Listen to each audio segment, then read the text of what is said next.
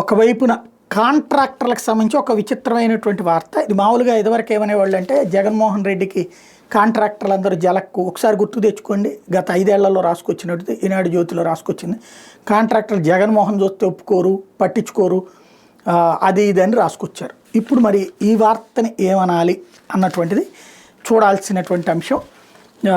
చాలా విచిత్రమైనటువంటి అంటే కాంట్రాక్టర్లు రావట్లేదు ఇప్పుడు అన్నటువంటి పాయింట్ని బయటికి డైరెక్ట్గా పెట్టకుండా ఇండైరెక్ట్గా రాసుకొచ్చినటువంటి వార్త. అంటే స్ట్రైట్గా రాస్తే కనుక అప్పుడు జగన్ అయితే కనుక కాంట్రాక్టర్ రాకపోయినా జగన్ వల్లనే రావట్లేదు అనేటటువంటిది రాసుకొచ్చారు.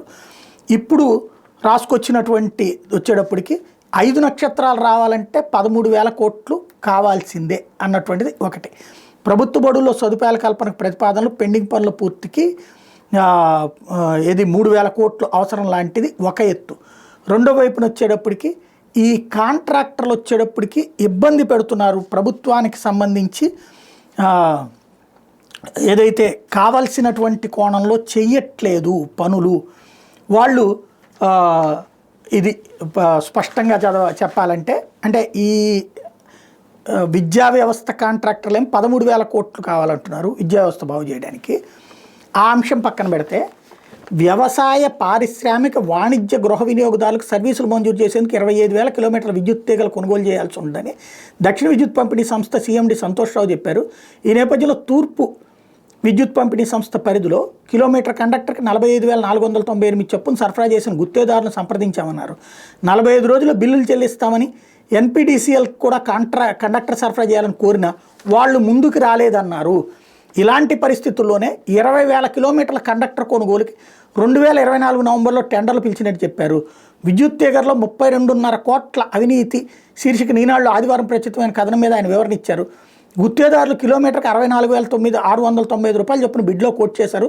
సంప్రదింపుల తర్వాత కిలోమీటర్ కండక్టర్కి 61,000కే సరఫరా చేసేందుకు అంగీకరించారు. 14,000 కిలోమీటర్ల కండక్టర్ కోసం పర్చేజ్ ఆర్డర్ ఇచ్చాం. వాస్తవానికి 10,000 కిలోమీటర్ల 55 స్క్వేర్ AAA కండక్టర్ కొనుగోలుకి 2023 డిసెంబర్లో టెండర్లు పిలిచాం. గుత్తేదారుల నుంచి స్పందన రాకపోవడంతో రద్దు చేశాం. 2024 మార్చిలో మరోసారి టెండర్ పిలిచిన గుత్తేదారులు ముందుకు రాలేదు. 2024 సెప్టెంబర్లో 15,000 కిలోమీటర్ల కండక్టర్ కొనుగోలు టెండర్లు పిలిచాం. చివరికి టెక్నో ఫైబర్ సంస్థ నుంచి కిలోమీటర్ కండక్టర్ 44,700 రూపాయలు చొప్పున 3,000 కిలోమీటర్లు సరఫరా చేసేందుకు పర్చేజ్ ఆర్డర్ ఇచ్చాం. ఆ సంస్థ ఇప్పటివరకు 750 కిలోమీటర్ల కండక్టర్ మాత్రమే సరఫరా చేసింది. ఆ ధరకు సరఫరా చేసేందుకు మిగిలిన 7 గుత్తేదారులు అంగీకరించలేదు.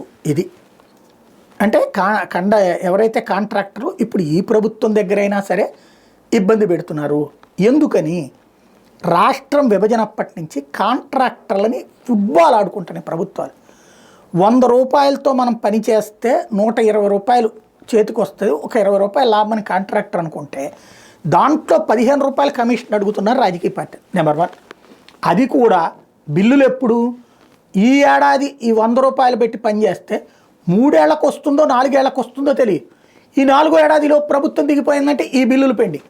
అంటే కోట్ల రూపాయలు పెట్టుబడులు పెట్టాడు, వ్యాపారం చేసి ఆడికి చేతికి డబ్బులు రావట్ల.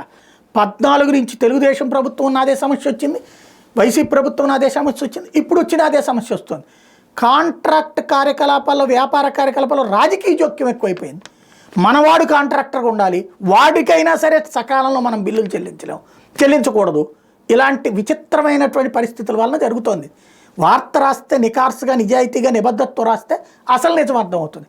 అలా కాకుండా మనకి నచ్చినోడు అధికారంలో ఉంటేనేమో వార్తని డౌన్ ప్లే చేసి అధికారుల మీద ఉన్నతాధికారుల మీద తోసేయడం, మనకి నచ్చనోడు ఉంటే డైరెక్ట్గా ముఖ్యమంత్రి చేస్తున్నాడు అనేటటువంటి కోణంలో ప్రచారం చేయడం వీళ్ళకి జరుగుతుంది.